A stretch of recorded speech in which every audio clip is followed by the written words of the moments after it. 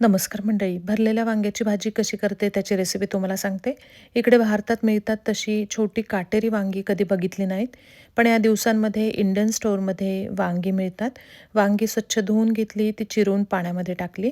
भाजीसाठी जो मसाला तयार केला आहे त्यासाठी जे साहित्य घेतलं आहे, यासाठी शेंगदाणे, सुकं खोबरं, अर्धा चमचा चना डाळ, धने, तीळ, जिरे, आलं, लसूण, कांदा हे सगळं साहित्य घेतलं.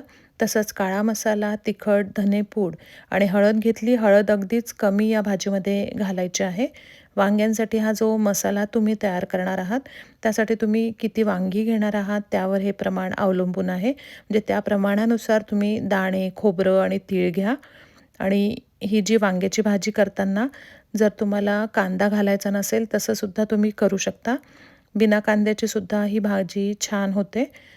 एका पॅनमध्ये म्हणजे पॅन गरम करून त्यामध्ये आधी खोबरं, नंतर मग चना डाळ, धने, तीळ, जिरे, शेंगदाणे हे सगळं मी परतून घेतलं.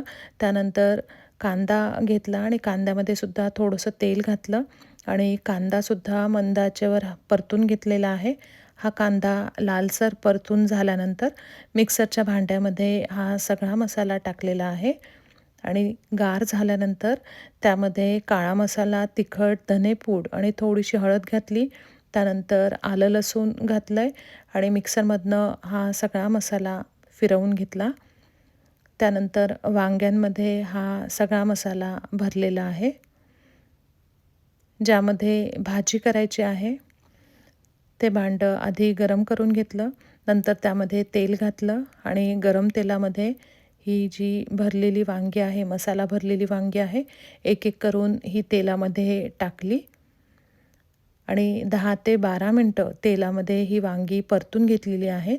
जो राहिलेला मसाला होता उरलेला, तो सुद्धा वरून घातलेला आहे भाजीमध्ये आणि छान हे भरलेले जे वांगे आहेत तेलामध्ये 10 ते 12 मिनटं परतून घेतले.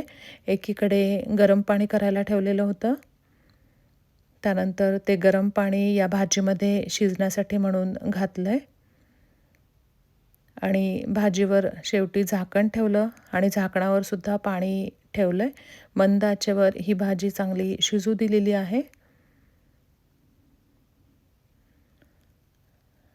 शिजून झाल्यानंतर छान वांग्याची भाजी तयार झाली आणि चवीलासुद्धा ही खूप छान भाजी झाली. तुम्हीसुद्धा अशा प्रकारे वांग्याची भाजी करून बघा. धन्यवाद.